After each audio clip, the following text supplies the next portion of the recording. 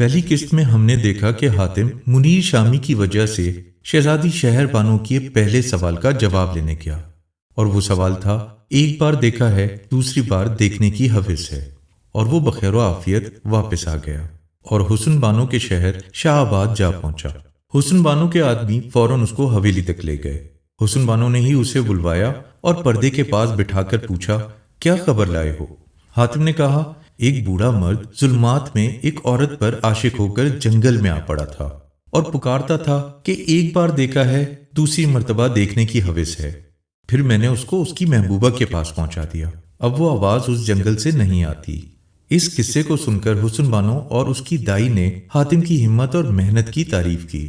پھر حاتم نے کہا، اب دوسری شرط بتاؤ تاکہ میں اس کو بھی حل کر سکوں۔ حسن بانو نے کہا، حاتم تم بہت تکلیفیں سہ کر آئے ہو، تھوڑے دن آرام کر لو۔ حاتم نے کہا، آرام تو مجھے اس روز آئے گا جس دن تمہارے 7 سوال حل کر دوں گا۔ یہ کہہ کر وہ اٹھ کر کھڑا ہو گیا اور سرائے میں جا کر منیر شامی کے پاس رہا، تمام ماجرا اس کے سامنے بیان کیا۔ اگلے دن اس نے حسن بانو سے کہا کہ تمہارا دوسرا سوال کیا ہے؟ حسن بانو نے کہا، دوسرا سوال یہ ہے کہ ایک شخص نے اپنے دروازے پر لکھ کر لگایا ہے کہ نیکی کر دریا میں ڈال، اس کی خبر لائیے اور یہ بتائیے کہ اس میں کیا بھید ہے۔ حاتم نے پوچھا، کدھر رہتا ہے؟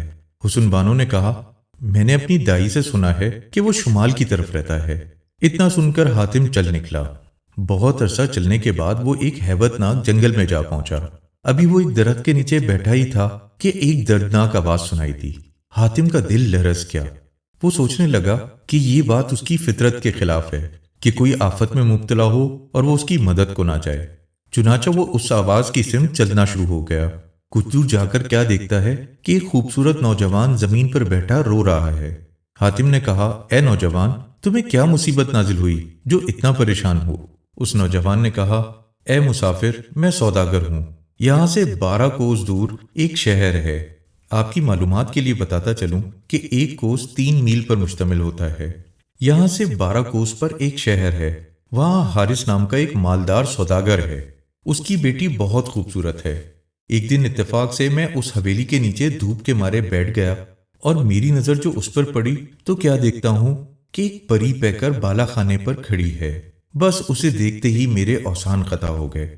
میں نے لوگوں سے اس کے بارے میں پوچھا تو معلوم ہوا کہ وہ حارث سوداگر کی بیٹی ہے اور اس نے یہ طے کر رکھا ہے کہ جو شخص میرے 3 سوال پورے کرے گا اس کے ساتھ شادی کروں گی۔ چنانچہ میں اس کے گھر چلا گیا، مجھے اندر بلوا لیا گیا۔ پھر اس ماجمین نے اندر سے کہلوایا کہ اگر تم اپنے وعدے پر قائم رہے تو میں اپنے سوالوں سے تمہیں آگاہ کر دوں گی۔ میں نے دل و جان سے وعدہ کر لیا تو اس نے کہا، پہلا سوال یہ ہے کہ اس شہر کے قریب ایک غار ہے، معلوم نہیں اس کی انتہا کہاں تک ہے۔ دوسرا سوال یہ ہے کہ جمعے کی رات کو جنگل سے ایک آواز آتی ہے، میں نے وہ کام نہ کیا جو آج شب میرے کام آتا۔ تیسرا سوال یہ ہے کہ وہ مہرہ جو سانپ کی پیٹھ پر ہے اس کو لے آ۔ یہ سن کر میں گھبرا گیا اور وہاں سے نکلنا چاہا، مگر اس نے میرا تمام مال و اسباب لوٹ لیا اور مجھے اس شہر سے بھی نکلوا دیا۔ میں مجبور ہو کر اس جنگل میں آ پڑا، سب نے میرا ساتھ چھوڑ دیا۔ حاتم نے کہا، تم اطمینان رکھو، مجھے اس شہر لے چلو۔ چنانچہ حاتم اس نوجوان کو لے کر شہر میں آیا تو سوداگر کو سرائے میں بٹھا کر خود حارث کی بیٹی کے دروازے پر گیا اور کہنے لگا کہ میں بیعہ کرنے آیا ہوں۔ اس نے پردہ ڈال کر حاتم کو بلوا لیا۔ وعدہ کرنے کے بعد حاتم نے کہا، اگر تم اس بات پر راضی ہو کہ جس دن میں تمہارے تمام سوالوں کے جواب دے دوں گا اس دن میں تمہارا مختار بن جاؤں گا اور جس سے چاہے تمہارا نکاح کر دوں۔ اس نے کہا، مجھے یہ شرط منظور ہے۔ حاتم نے کہا، اپنے والد کو بلوا لو۔ چنانچہ حارث بھی آ گیا اور وہ بھی اس شرط پر راضی ہو گیا۔ پھر حاتم نے سوال پوچھا۔ لڑکی نے کہا، اس شہر کے نزدیک ایک غار ہے، یہ خبر لاؤ کہ وہ کتنا گہرا ہے اور کتنا لمبا ہے اور اس میں کیا ہے۔ یہ سن کر حاتم فوراً چل پڑا۔ کچھ لوگ بھی ساتھ چلے اور غار دکھلا کر واپس چلے گئے۔ حاتم اس غار میں کود پڑا اور ایک دن اور ایک رات تک چلتا گیا۔ پھر روشنی دکھائی دی۔ حاتم سمجھا غار ختم ہو گیا، لہٰذا اب لوٹنا چاہیے، مگر مزید تحقیق کرنے کے لیے وہ اور آگے بڑھا۔ کچھ دور جا کر اسے ایک میدان دکھائی دیا اور تالاب بھی ملا۔ حاتم کے پاس کچھ بادام تھے، لہٰذا وہ 2-3 بادام کھا لیتا اور دن رات چلتا رہتا۔ آخر ایک نہایت اونچی دیوار دکھائی دی۔ یہ آگے بڑھا تو ایک دروازہ نظر آیا۔ یہ اندر گھس گیا، وہاں ایک بستی نظر آئی جب اور آگے بڑھا تو ہزاروں دیو اسے کھا جانے کے لیے دوڑ پڑے، مگر ایک دیو بولا، یارو اس کو کھاؤ گے تو بادشاہ تم سب کو مروا ڈالے گا، بہتر یہی ہے کہ اسے چھوڑ دو۔ یہ سن کر دیو ڈر گئے اور حاتم کو چھوڑ کر چلے گئے۔ حاتم ابھی تھوڑی ہی دور گیا تھا کہ بہت سارے دیو پھر آ گئے اور انہوں نے اسے گھیر لیا۔ وہ بھی اسے کھانا چاہتے تھے کہ ان میں سے ایک دیو نے کہا کہ اس کو نہ کھاؤ بلکہ بادشاہ کے پاس لے چلو، اس کی بیٹی بیمار ہے، شاید اس کے ہاتھ سے اچھی ہو جائے۔ دیو نے کہا، ہم سینکڑوں آدمیوں کو لے گئے ہیں اور ہر بار شرمندہ ہوئے ہیں، مگر خیر اب تو یہ بادشاہ کے ملک میں آ ہی گیا ہے، کوئی نہ کوئی اسے بادشاہ تک پہنچا ہی دے گا۔ یہ کہہ کر دیو چلے گئے۔ حاتم اور آگے بڑھا تو ایک اور گاؤں ملا، وہاں کے دیو پکڑ کر اسے اپنے سردار کے پاس لے گئے۔ سردار کی بیوی کی آنکھیں دکھتی تھیں، لہذا وہ غم سے سر جھکائے بیٹھا تھا۔ حاتم کو دیکھتے ہی وہ ناراض ہو کر بولا، اسے کیوں لے آئے ہو؟ دور کر دو اسے میرے سامنے سے۔ حاتم نے پوچھا، اے دیو تمہیں کیا غم ہے؟ اس نے کہا، بھائی میری بیوی کی آنکھیں دکھتی ہیں۔ حاتم نے کہا، اے دیو میں تمہاری بیوی کی آنکھیں اچھی کر سکتا ہوں، مگر ایک شرط ہے، اور وہ یہ کہ جب تمہاری بیوی اچھی ہو جائے تو مجھے اپنے بادشاہ کے پاس لے چلنا اور میری تعریف کرنا۔ اس دیو نے حضرت سلیمان علیہ السلام کی قسم کھا کر وعدہ کر لیا اور حاتم کو اپنے گھر لے جا کر اپنی بیوی کے پاس بٹھا دیا۔ حاتم نے اپنی پگڑی سے مہرا نکالا اور پانی میں رگڑ کر دیو کی بیوی کی آنکھوں میں لگایا۔ اسی وقت اس کی آنکھیں بہتر ہونا شروع ہو گئیں اور درد بھی آہستہ آہستہ جاتا رہا۔ حاتم نے 2-3 بار اسی طرح پانی لگایا، اس کی آنکھیں کٹورے کی طرح کھل گئی اور آنکھوں سے پانی بہنا بھی بند ہو گیا۔ دیو کا سردار بہت خوش ہوا اور حاتم کو لے کر اپنے بادشاہ کے پاس پہنچا اور حاتم کی خوب تعریفیں کی۔ دیو کے بادشاہ کا نام فروکاش تھا۔ اس نے کہا، اے مسافر میرے پیٹ میں درد رہتا ہے، کوئی بھی میرا علاج نہیں کر سکا، اگر تم نے مجھے شفا دلا دی تو میں تمہارا احسان مند رہوں گا۔ حاتم نے کہا، جس وقت تم کھانا کھاتے ہو اس وقت تمہارے پاس کتنے لوگ ہوتے ہیں؟ اس نے کہا کہ بہت سارے لوگ ہوتے ہیں۔ حاتم نے کہا کہ آج میں بھی وہاں موجود رہوں گا۔ اتنے میں دسترخوان بچھایا گیا اور طرح طرح کے کھانے لگائے گئے۔ بادشاہ ہاتھ بڑھانا چاہتا تھا کہ حاتم نے کہا، اے بادشاہ ذرا ٹھہر جاؤ۔ وہ رک گیا۔ تب حاتم نے ایک پلیٹ سے اس کا سرپوش اٹھایا، سرپوش مطلب کور، اور جب سب لوگوں نے اس کھانے کو دیکھ لیا تو اس نے پھر ڈھانپ دیا۔ ذرا دیر بعد کہا کہ اس کو دوبارہ کھول کر دیکھیں۔ اب جو کھولا تو تمام پلیٹوں میں کھانے کی جگہ کیڑے تھے۔ بادشاہ حیران رہ گیا۔ حاتم نے کہا، یہ سب ان دیو کی نظروں کا سبب ہے، آپ کو چاہیے کہ اکیلے کھانا کھایا کریں۔ چنانچہ بادشاہ نے اسی طریقے سے جو کھانا کھایا تو آرام سے رہا، درد نہ ہوا۔ 2-3 روز میں بالکل اچھا ہو گیا۔ حاتم کو گلے لگا کر کہنے لگا کہ مانگو، کیا مانگتے ہو؟ حاتم نے کہا، میں انسان ہوں، میرے بہت سے بھائی تمہاری قید میں ہیں، ان کو آزاد کر دیجئے تو مجھ پر احسان ہوگا۔ یہ سنتے ہی فروکاش نے سب کو بلوایا اور عمدہ لباس اور راستے کا خرچ دے کر رخصت کیا۔ حاتم نے جانے کی اجازت مانگی۔ بادشاہ نے بہت سے روپے، اشرفیاں اور جواہرات اس کو دیے۔ اس نے دیو کو حکم دیا کہ تم یہ سب کچھ سروں پہ رکھو اور حاتم کے ساتھ جاؤ۔ حاتم وہاں سے چل پڑا۔ 1 مہینے کے بعد دیو نے تمام سامان سمیت اس کو غار پر پہنچا دیا اور خود چلے گئے۔ ادھر حارث کی بیٹی نے غار پر جاسوس بٹھا رکھے تھے، وہ حاتم کو آتا دیکھ کر ڈر کر بھاگے۔ حاتم نے پکار کر کہا، ڈرو نہیں، میں وہی ہوں جو غار کی خبر لینے گیا تھا۔ وہ لوگ حاتم کی آواز پہچان کر واپس آئے۔ پھر حاتم تمام سامان لے کر سرائے میں آیا اور اس سامان کو سوداگر کو دے دیا۔ حارث کی بیٹی کو اس کی خبر ملی تو اس نے حاتم کو بلوایا۔ حاتم نے سارے واقعات اس کو سنا دیے اور کہا کہ میں نے تمہاری ایک شرط پوری کر دی ہے، اب دوسری بتاؤ۔ اس نے کہا، جمعے کی رات کو ایک آواز آتی ہے کہ میں نے وہ کام نہ کیا جو آج کی رات میرے کام آتا۔ یہ سن کر حاتم وہاں سے روانہ ہو گیا اور اس آواز کی کھوج میں مختلف شہروں بھٹکتا رہا۔ چلتے چلتے وہ ایک گاؤں میں پہنچا، وہاں پر دوپہر کا کھانا کھایا اور لوگوں سے اس آواز کے بارے میں دریافت کیا۔ حاتم نے لوگوں سے پوچھا، کیا یہاں جنگل سے کوئی آواز آتی ہے؟ وہ کام میں نے نہ کیا جو آج کی رات میرے کام آتا، میں اس کی تحقیق کرنے یہاں پہنچا ہوں۔ وہاں پر ایک رئیس بیٹھا تھا۔ اس نے کہا، یہ آواز تو ایک مدت سے میں سنتا آ رہا ہوں، مگر یہ نہیں پتا کہ کہاں سے آتی ہے۔ حاتم اس روز وہیں رہا۔ جب رات ہوئی تو وہی آواز پھر آئی۔ اس دن جمعے کی رات تھی۔ حاتم وہیں رک گیا۔ جب رات ہوئی تو وہی آواز پھر آئی اور اسے سنتے ہی وہ اس آواز کی طرف روانہ ہو گیا۔ کئی دنوں کے بعد اسے ایک ٹیلا نظر آیا جب اس نے غور سے دیکھا تو وہ ایک قبرستان تھا جہاں پر 500-600 قبریں تھیں۔ اس کو دور سے وہاں پر بہت سارے لوگ نظر آ رہے تھے۔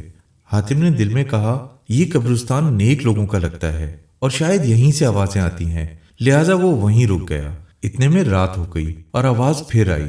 حاتم کافی دیر تک بیٹھا وہ آواز سنتا رہا مگر کچھ نظر نہ آتا تھا۔ جب خوب رات ہو گئی تب ہر ایک قبر سے ایک ایک بزرگ نکلا، صاف ستھرا فرش بچھا کر اور نورانی لباس پہن کر اپنے اپنے مسند پر بیٹھ گیا۔ ایک قبر سے ایک شخص برے حالت میں نکلا، اس کے کپڑے گندے تھے، وہ ننگے پاؤں تھا اور اس کی قبر بھی ٹوٹی پھوٹی تھی اور اس کے لیے کچھ زمین پر نہ بچھایا گیا اور وہ مٹی پر ایسے ہی بیٹھ گیا۔ باقی سارے بزرگ قہوے پی رہے تھے اور اس کی طرف کسی نے نہ دیکھا اور نہ کسی نے قہوے کا پیالہ دیا۔ تب اس نے ایک آہ کھینچ کر بلند آواز سے کہا، وہ کام میں نے نہ کیا جو آج کی رات میرے کام آتا۔ اتنے میں غیب سے کھانے آ گئے۔ ہر کھانے میں ایک پیالہ کھیر اور ایک کوزہ پانی تھا، مگر ایک کھانا بالکل مختلف تھا۔ ان بزرگوں نے کھانا کھاتے ہوئے آپس میں کہا، اے عزیزو، آج ایک مسافر یہاں آیا ہے اور یہ کھانا اسی کا ہے۔ لہٰذا ایک شخص اپنی جگہ سے اٹھا اور حاتم کو بلا لایا اور اس کو اپنے مسند پر بٹھا دیا۔ کھانا اس کے آگے رکھ دیا گیا۔ حاتم نے اس شخص کی طرف دیکھا جو سب سے دور بیٹھا نعرے مار رہا تھا۔ ایک کھانا اس کے آگے بھی پڑا تھا مگر اس میں کنکر اور پتھر بھرے تھے، کوزے میں پانی کی بجائے خون تھا۔ جب کھا پی چکے تو حاتم نے اس سے اس کا سبب پوچھا۔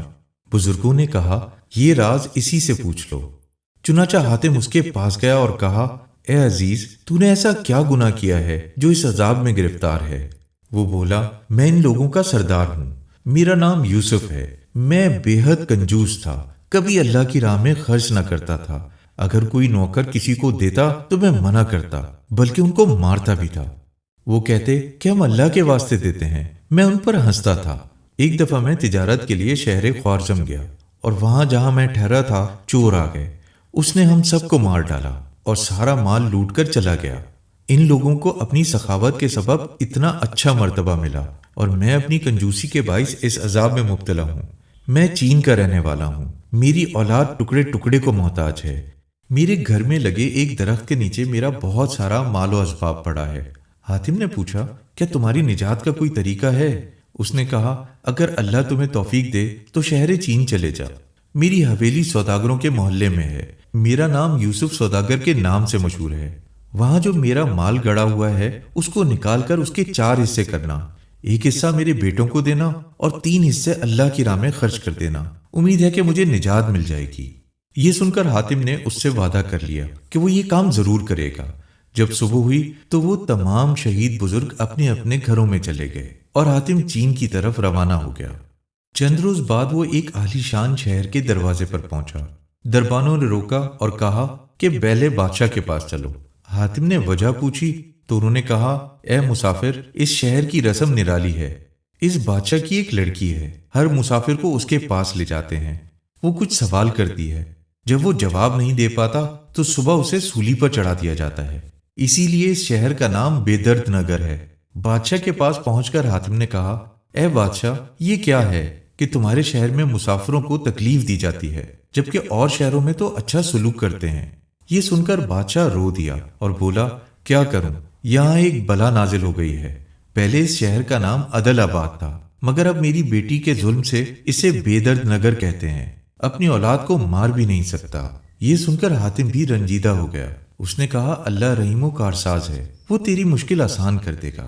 اب دربان حاتم کو محل میں لے گئے اور لڑکی کے پاس بٹھا دیا۔ حاتم لڑکی کے حسن کو دیکھ کر حیران رہ گیا، وہ بھی حاتم کی خوبصورتی سے بے حد متاثر ہوئی اور کہنے لگی، افسوس کہ یہ بھی کل سولی پر لٹکا دیا جائے گا۔ اس کی خادمہ نے کہا، آپ کے ہاتھوں سے بہت لوگ مارے جا چکے ہیں، شاید یہ بھی مارا جائے۔ یہ سن کر حاتم نے کہا، بھلا میں بھی تو سنوں کہ وہ کون سا کام ہے۔ اس پر ملازمہ بولی، جب رات ہوتی ہے تو یہ لڑکی دیوانی ہو جاتی ہے اور سوال کرتی ہے، جو مسافر جواب نہیں دے پاتا اس کو سولی دلوا دیتی ہے۔ یہ سن کر حاتم بڑا پریشان ہوا۔ اتنے میں رات ہو گئی، تمام نوکر چاکر، لونڈی اور غلام محل سے باہر چلے گئے اور دروازے کو بند کر دیا گیا۔ اب وہ لڑکی دیوانوں کی طرح کودنے لگی اور حاتم سے کہنے لگی، تم اب میرے سوالوں کا جواب دو۔ سوال یہ ہے کہ وہ کون سا میوہ ہے جو سب سے زیادہ میٹھا ہے؟ حاتم نے کچھ دیر سوچا اور پھر کہا وہ اولاد ہے۔ پھر لڑکی نے دوسرا سوال کیا، وہ کیا چیز ہے جو ہر کسی کو ہڑپ کر جاتی ہے؟ حاتم نے کہا وہ موت ہے جو کسی کو نہیں چھوڑتی۔ یہ سن کر لڑکی کانپنے لگی اور بے ہوش ہو گئی۔ اتنے میں ایک طرف سے کالا سانپ آیا جو حاتم کی طرف لپکا۔ حاتم نے وہ مہرا جو ریچھ کی بیٹی نے دیا تھا پگڑی سے کھول کر ہاتھ میں پکڑا اور سانپ کو پکڑ کر ایک ہانڈی میں بند کر دیا۔ پھر باہر جا کر گڑھا کھودا اور ہانڈی کو اس میں گاڑ کر اوپر سے مٹی ڈال دی اور تخت پر آ کر بیٹھ گیا۔ جب صبح ہوئی تو لڑکی کو ہوش آیا۔ حاتم کو زندہ دیکھ کر وہ بہت حیران ہوئی۔ خادمہ کو بلا کر پوچھنے لگی، کیا وجہ ہے جو یہ مسافر ابھی تک زندہ ہے؟ حاتم نے کہا، تم اپنا حال بتاؤ۔ وہ بولی، آج ہمیں اپنا بدن ہلکا معلوم ہوتا ہے۔ اتنے میں صبح ہو گئی اور بادشاہ آ گیا۔ حاتم سے پوچھنے لگا کہ اے مسافر، تم کیسے زندہ ہو؟ حاتم نے رات کے تمام واقعات بتا دیے اور کہا کہ ایک جن اس لڑکی پر عاشق تھا جو سانپ بن کر ہر ایک مسافر کو مار ڈالتا تھا۔ اللہ کے فضل سے یہ بلا اب ٹل گئی ہے۔ بادشاہ بہت خوش ہوا اور بولا کہ یہ لڑکی میں نے تمہیں دے دی۔ چنانچہ اس لڑکی کا نکاح حاتم کے ساتھ کر دیا گیا۔ حاتم 3 مہینے وہیں رہا اور پھر آنے کا وعدہ کر کے رخصت ہو گیا۔ کچھ دنوں بعد وہ شہر چین جا پہنچا۔ پوچھتے پوچھتے وہ یوسف سوداگر کے بیٹوں سے ملا اور بولا، اے لڑکو، تمہارے باپ نے مجھے بھیجا ہے۔ یہ سن کر وہ ہنسنے لگے اور بولے، ان کو مرے ہوئے تو مدت ہو گئی ہے۔ حاتم نے کہا، تمہیں سوچنا چاہیے کہ مجھے تمہارے بارے میں کیسے پتا چلا۔ پھر حاتم نے ان کو بتایا، تمہارے گھر میں موجود فلاں درخت کے نیچے بہت سا مال و جواہر گڑا ہوا ہے، اسے کھود کر نکال لو۔ ایک حصہ تم رکھ لو اور 3 حصے اللہ کی راہ میں خرچ کر دو۔ پھر حاتم نے قبرستان کا سارا قصہ بیان کر دیا۔ یہ سن کر انہوں نے کہا کہ بادشاہ کو اطلاع دیے بغیر یہ کام کیسے کریں؟ چنانچہ وہ حاتم کو لے کر بادشاہ کے پاس گئے اور بادشاہ حاتم کو لے کر یوسف سوداگر کی حویلی میں آیا۔ پھر جب اس درخت کے نیچے کھودا گیا تو بے شمار مال نکلا۔ بادشاہ نے اس کے 4 حصے کیے، ایک حصہ لڑکوں کو دیا اور 3 حصے حاتم کو دے کر کہا، تم ہی اسے راہ الہی میں خرچ کر دو۔ چنانچہ حاتم نے یہی کیا اور رخصت ہو کر عدل آباد آیا۔ چند ماہ وہ مزید وہاں رہا اور اللہ نے اس کو ایک بیٹے سے نوازا۔ اس بیٹے کو دیکھ کر وہ بہت خوش ہوا۔ اس کا نام اس نے سالم رکھا۔ پھر رخصت ہو کر جنگل کی راہ لی۔ کئی دنوں کے بعد شہیدوں کے قبرستان میں پہنچا۔ جمعے کی رات وہ سب شہید بدستور اپنی قبر سے نکلے۔ پھر وہی تمام باتیں ہوئی۔ حاتم نے اس سوداگر سے اس کا حال پوچھا تو وہ بولا، اے نوجوان، جزاک اللہ، تمہاری بدولت اب میری مصیبت ختم ہو گئی ہے۔ صبح کا حاتم وہاں سے رخصت ہوا اور ایک جنگل میں پہنچا۔ وہاں ایک بوڑھی عورت بھیک مانگ رہی تھی۔ حاتم نے اپنی ایک انگوٹھی اس کو دے دی اور آگے بڑھ گیا۔ بڑھیا چلائی، پنچھی پردیسی کا خدا حافظ۔ اس آواز کو سنتے ہی 7 نوجوان تلواریں لگائے جنگل سے نکل آئے اور حاتم کے ساتھ چلنے لگے۔ یہ 7 چور اس بڑھیا کے بیٹے تھے۔ کیونکہ حاتم نے اس کو انگوٹھی دی تھی، اسی لیے بڑھیا نے چیخ کر اسے سونے کی چڑیا کہا تھا۔ غرض وہ حاتم کے ساتھ گپ شپ ہانکتے ہوئے چلتے رہے۔ تھوڑی دیر کے بعد انہوں نے پیچھے سے ایک رسی اس کے گلے میں ڈالی اور 2-3 خنجر مار کر کنویں میں گرا دیا۔ جو مال تھا وہ سارا لے لیا، مگر وہ مہرا حاتم کی پگڑی میں بندھا رہ گیا۔ حاتم بے ہوش پڑا رہا۔ جب ہوش آیا تو مہرے کو نکال کر زخموں پر لگایا۔ زخم اسی وقت بھر گئے۔ حاتم کو ان چوروں پر بڑا افسوس ہوا۔ سوچنے لگا، میں تو ان کو یوں ہی سب دے دیتا۔ اتنے میں اس کی آنکھ لگ گئی۔ خواب میں دیکھتا ہے کہ ایک شخص کہتا ہے، اے حاتم، غم نہ کرو، یہاں ایک خزانہ گڑا ہے، اللہ نے تمہارے لیے ہی چھپا کر رکھا ہے۔ کل 2 آدمی یہاں آئیں گے اور تمہیں اس کنویں سے نکال لیں گے۔ اتنے میں صبح ہو گئی۔ تھوڑی دیر میں 2 آدمی آئے اور حاتم کو کنویں سے نکالا۔ پھر سب نے مل کر خزانہ باہر نکال لیا، اور جب وہ خزانہ نکالنے میں مدد کر چکے تو انہوں نے وہاں سے رخصت لی۔ حاتم سوچنے لگا، اگر وہ چور مل جائیں تو یہ سارا خزانہ انہیں دے دے گا تاکہ وہ پھر چوری نہ کریں۔ پھر وہ خزانہ وہاں چھوڑ کر ان چوروں کی تلاش میں نکل گیا۔ تھوڑی ہی دور گیا تھا کہ وہ بڑھیا پھر مل گئی۔ اس نے پھر اسی طرح کی آواز لگائی اور وہ چور ادھر ادھر سے پھر نکل آئے۔ حاتم نے ان سے کہا، میں تم کو اس قدر زر و جواہر دوں گا کہ تمہاری 7 نسلیں بیٹھ کر کھائیں گی، مگر شرط یہ ہے کہ تم لوگ چوری سے توبہ کرو گے۔ وہ کہنے لگے، ہم تو پیٹ کے واسطے ہی چوری کرتے ہیں، اگر آپ ہمیں اتنا مال دے دیں گے تو آج سے ہم وعدہ کرتے ہیں کہ تمام زندگی چوری نہ کریں گے۔ چنانچہ حاتم انہیں لے کر کنویں پر آیا اور وہ زر و جواہرات ان کو دے دیے۔ اور خود جنگل کی جانب چل پڑا۔ اب وہ اصل سوال کی تلاش میں تھا، نیکی کر دریا میں ڈال۔ حاتم جنگل میں چلا جا رہا تھا، اسے راستے میں کتا زبان نکالے دکھائی دیا۔ حاتم نے اسے گود میں اٹھا لیا اور پانی تلاش کرنے لگا۔ اتنے میں ایک گاؤں نظر آیا۔ گاؤں والوں نے حاتم کو روٹیاں اور لسی دی۔ اس نے وہ روٹیاں اور لسی کتے کے آگے رکھ دی۔ کتے نے پیٹ بھر کر کھانا کھایا۔ حاتم شفقت سے کتے کے سر پر ہاتھ پھیرنے لگا۔ اتنے میں ایک سخت سی چیز اس کے ہاتھ میں لگی۔ جب غور سے دیکھا تو لوہے کی کیل تھی۔ حاتم نے جیسے ہی وہ کیل اس کے سر سے نکالی، وہ کتا ایک خوبصورت نوجوان میں بدل گیا۔ حاتم تعجب سے بولا، اے بندہ خدا، یہ کیا بھید ہے؟ وہ نوجوان حاتم کے پاؤں پر گر پڑا اور بولا، میں ایک بڑے دولت مند سوداگر کا بیٹا ہوں۔ میرے باپ نے میری شادی کر دی۔ کچھ دنوں بعد میرے باپ کا انتقال ہو گیا۔ میں تجارت کی غرض سے جب چین گیا ہوا تھا تو میری بدذات بیوی نے میرے حبشی غلام سے شادی کر لی۔ جب میں لوٹ کر آیا تو اس نے سوتے میں یہ کیل میرے سر میں ٹھونک دی۔ اس نے اس کیل کو جادوگروں سے پڑوایا ہوا تھا۔ میں اس کیل کے لگتے ہی کتا بن گیا۔ اس نے دھتکار کر مجھے نکال دیا۔ جب میں وہاں سے نکلا تو باقی کے کتے مجھے اجنبی جان کر بھونکنے لگے اور مجھ پر جھپٹ پڑے، اور اس بات کو 3 دن ہو گئے۔ میں 3 دن سے اس جنگل میں بھوکا پیاسا مارا مارا پھر رہا تھا۔ اللہ کے فضل سے آج آپ آ گئے اور آپ نے مجھے کھانا کھلا دیا اور مجھے دوبارہ انسان بنا دیا۔ حاتم یہ سن کر بولا، اے عزیز، تمہارا گھر کس شہر میں ہے؟ اس نے کہا، یہاں سے 3 دن کی مسافت پہ ہے۔ اس شہر کو سورت کہتے ہیں۔ حاتم نے کہا، اسی شہر میں حارث سوداگر بھی رہتا ہے۔ اس کی بیٹی کے 3 سوالوں کے لیے ہی تو میں نکلا ہوں۔ اچھا، تم اس کیل کو اپنے پاس رکھ لو۔ اگر بدلہ لینے کا دل چاہے تو اپنی بیوی کے سر میں گاڑ دینا، وہ کتیا بن جائے گی۔ وہ دونوں 3 روز کی مسافت کے بعد اس کے شہر میں داخل ہوئے۔ وہ نوجوان حاتم کو اپنے گھر لے آیا، حاتم کو ایک کمرے میں بٹھایا اور خود اندر چلا گیا۔ تمام لونڈی اور غلام اس کے پاؤں پر گر پڑے۔ اس کی بیوی اور وہ حبشی غلام دونوں سو رہے تھے۔ نوجوان نے اس غلام کی گردن کاٹ ڈالی اور وہ کیل بیوی کے سر میں ٹھونک دی۔ وہ وہیں کتیا بن گئی۔ تب وہ اسے رسی سے باندھ کر باہر لایا اور حاتم کا ہاتھ پکڑ کر اندر لے گیا اور کہا، یہ وہی مکار عورت ہے اور یہ وہی نمک حرام غلام ہے۔ یہ کہہ کر اس نے غلام کو صحن میں ہی دفنا دیا۔ جب صبح ہوئی تو حاتم اس سے رخصت ہو کر سرائے میں آیا اور اس سوداگر سے ملا۔ سوداگر بولا کہ اب ایک مدت سے وہ آواز نہیں آتی۔ حاتم نے کہا، اب اللہ کے فضل سے اس کی خبر لے کر آیا ہوں۔ یہ کہہ کر وہ حارث کے گھر گیا۔ حارث کی بیٹی پردے ڈلوا کر اندر بیٹھی ہوئی تھی۔ اس نے حاتم کو بلوا لیا۔ پھر حاتم نے ابتدا سے لے کر انتہا تک جو کچھ سنا اور دیکھا سب بیان کیا۔ اس نے کہا، یہ سچ ہے، اب وہ آواز نہیں آتی۔ اب تم جلدی سے جاؤ اور پری شاہ کا مہرہ لے آؤ۔ حاتم حارث کی بیٹی سے رخصت ہو کر سوداگر کے پاس آیا اور بولا، اب میں اس کا 3را سوال پورا کرنے جا رہا ہوں۔ یہ کہہ کر پھر جنگل کی طرف روانہ ہو گیا۔